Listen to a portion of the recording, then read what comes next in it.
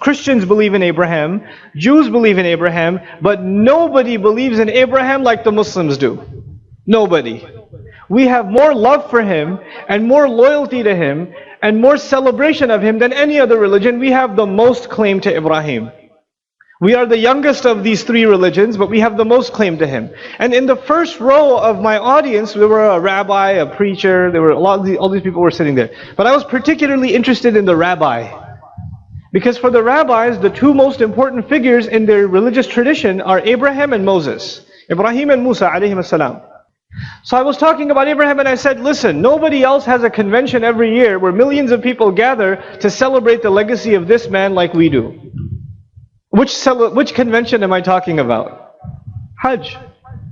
Nobody comes even close to making that struggle. That is even mentioned in the Bible. All of those struggles are even mentioned in the Bible. But no Jewish community and no Christian community comes even close to celebrating the legacy of that man the way the Muslims do every single year. On that note, later on, I made friends with the rabbi. Because when I was giving that talk, he was in tears the entire time. And we made friends later on. And I shared some things with him. Because I had been studying how the Jews look at Ibrahim alayhi salam.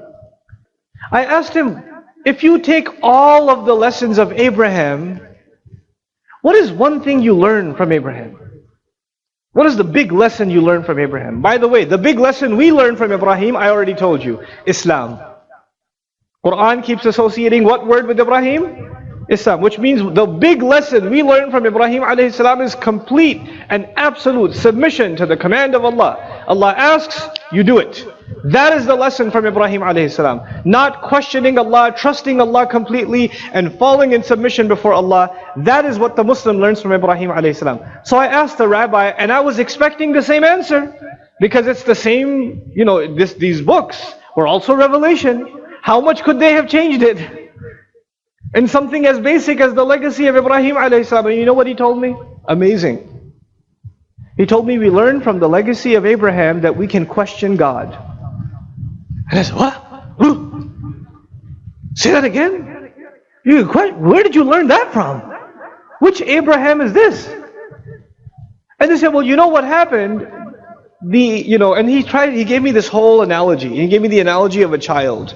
When a child is very young, and you tell the child, sit down. Then the child sits down.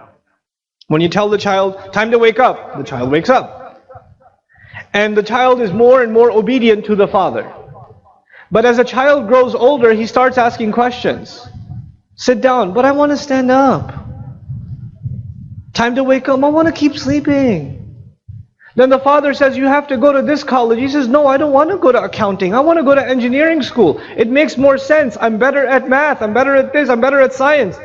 He starts arguing with his father. And the rabbi tells me, when the son starts arguing with his father, the father is actually very proud of him because the son has become so mature and he understands the outside world that he can talk back to his father. This means that the son has become more and more knowledgeable. So the same way, Abraham, later on in his life, when the angels came, one of the stories in the life of Ibrahim alayhi salam is angels came and they were going to destroy the nation of Lut.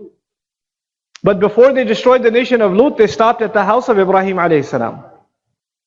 And even the Quran describes يُجَادِلُونَ فِي قَوْمِ لُوط, that he started arguing about the nation of Lut.